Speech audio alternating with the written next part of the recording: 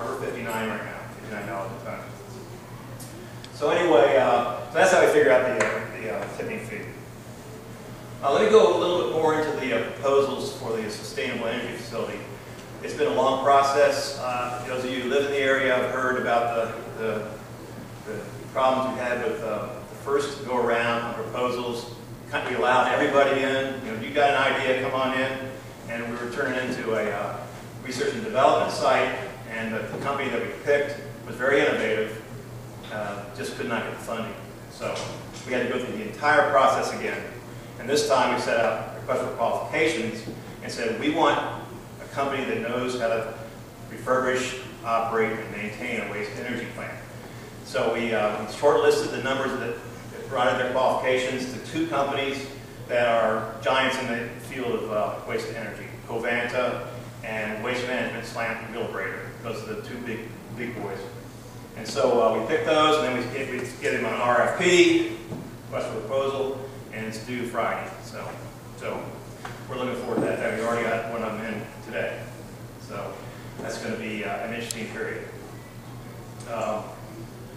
We expect to interview them in several weeks, answer questions or whatever, and then we'll have a team that will look at the proposals and decide who is going to be the one that we're going to pick and take to the Board of Commissioners. We look forward to taking it to the board about May 7th. We have a fallback position, but the next one, the commissioners want to think more about it, but May 7th is what we're shooting for right now. Once we get their approval, then we'll go into the negotiation phase, and we figure by late June, we should have a contract in place. So that's what we're doing with the sustainable energy facility. I'm excited about it. I've always felt that it's important in the country to have these facilities, especially John mentioned how difficult it is to site a landfill. In 2007, there came the Solid Waste Management Act in the state of North Carolina, and it just made it virtually impossible to site a landfill, especially east of 95. With the restrictions, the size restrictions, you know, the distance from a wildlife refuge or whatever, it just is very difficult to site a landfill. And this landfill, we've got about, without the waste energy plant, we've got about 40 years left. We figure with the waste energy plant, 80 years. And so, one thing that's really affected the waste energy plant was kind of the final nail in the coffin was when I came into this job, my predecessor had anticipated, based on the growth of solid waste in the county, 310,000 tons in 2006, 2007. I took over in October. If we go by fiscal year from July 1 to June 30th. I took over in October, and that year we did 260,000 tons. So if you anticipate a tipping fee based on 310, and you only take in 260, then obviously we've lost the money that we anticipated. So you either got to scrimp and not do some of the maintenance that you need to do, or you got to borrow from the general fund. And by the way, we're an enterprise fund. All we want to do is break even with our revenues and our expenses. We don't want to take from the general fund, which are the tax dollars. So that's why it's so important to get that right. But we've had to borrow from the general fund, and we're now paying it back.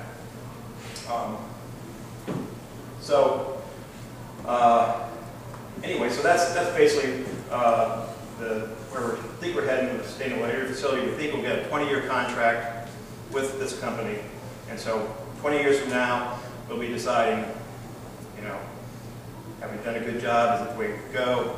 Maybe 20 years from now, some sort of new technology will be around, and we can look into that because there's a lot of technology blossoming out there.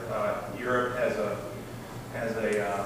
real very little space for landfills, and so you see more waste energy plants out there, more innovative technology, and maybe you'll see more of it in the United States once the other states start doing things like North Carolina's doing. All right, so that's where we are in sustainable energy facility. Recycling. Also, as John mentioned, that's a big area that we really like to exploit, and we're starting to see companies. We don't have any way of sorting the recyclables if we have single stream. Single stream is we put it all in one bin, is sorted by we call materials recovery facility, a MRF. And so, so we don't have one in the area, and we think it's important to get one in the area. The city, I told you that they bring in about 5,200 tons a year, do single stream, and they pay $32 a ton for a company to transport it to Raleigh to sort it. We have 7 drop-off sites, and the citizens sort the waste, the recyclables right there. So we've already had it sorted for us. We bring it to our facility right in the very back of the waste energy plant, and bale it and take it to market. And we right now cut our recycling expenses in half, our annual expenses in half by what we sell commodity market. Of course, you understand that the market is variable; it'll go up and down. So what we're looking at is maybe piggybacking or working together with the city. There you got 12,000 tons, and look at a regional concept. Start from there, and we're looking very seriously at it right now to see what we can do. We want to take baby steps first. A very high-tech MRF is, again, that's a material recovery facility, is with all the automation and everything. It can be upwards around $10, $11 million. There's one in Horry County, South Carolina, is the closest really nice one, and they last year took in 17,000 tons and made a net profit of 1.8 million. So it is a viable option, and it does make money. And so what we're looking at right now is how do we just want to break even, you know, get rid of that $410,000 debt we have, or expense we have, our net expense. So that's what we're looking at, and we think that you know, we can either do it ourselves, like Horry County, South Carolina does, and make a nice profit, or if of course this all has to go before the Board of Commissioners, and if they're not so inclined, we can piggyback or partner with a private company. There are plenty out there, and see what we can do in the region, and then we can grow from there. Not just take in the unincorporated area, not just take in the city, maybe taking from Brunswick or Pender, because they're shipping it up to Onslow County. So that's what we're looking at, a regional concept, and I think it would work, especially in the southeast part of North Carolina. So, and another part of that is, I don't know if you guys heard about our town hall meetings last July. We thought, you know, how can we get curbside recycling just like the city does? Because that could bring in a lot more recyclables.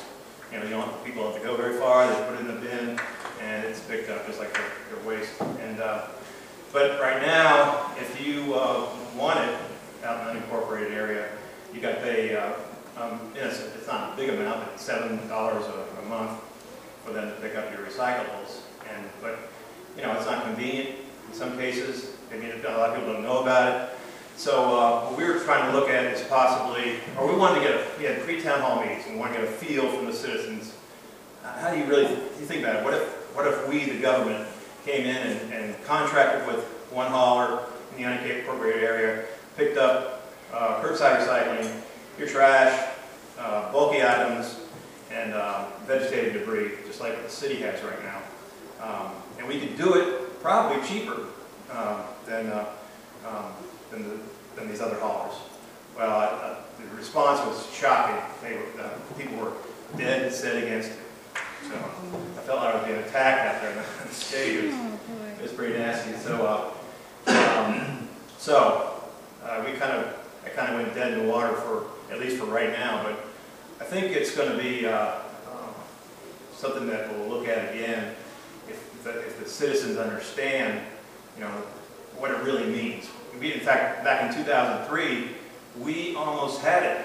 We did the same thing that we were conceptualizing this last year, and it came down to it had 2 votes with the county commissioners. We had to do it twice because it wasn't unanimous, and one commissioner changed that person's vote the second time because it was 3-2 ahead for it and 2-3 against. against it. So we lost, and that was the last time we tried. So anyway, but I think that you're going to see it sometime in the future. However it happens, you know, there's a lot of angst out there by some of these small companies that take over, and that they don't want to see that because it might push them out, or they might have to be part of another major company. But we've got to figure out a way of doing it, I think, at some point, if we want to capture the majority of that recycling in the unincorporated area. So,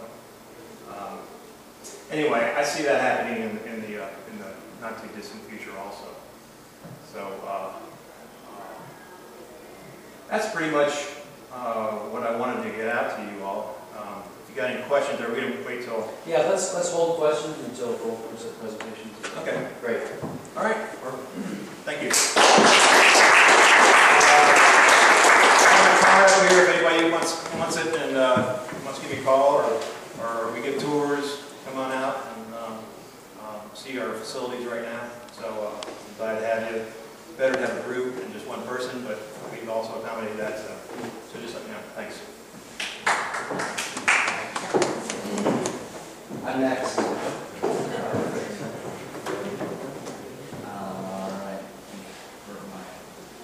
IT magic.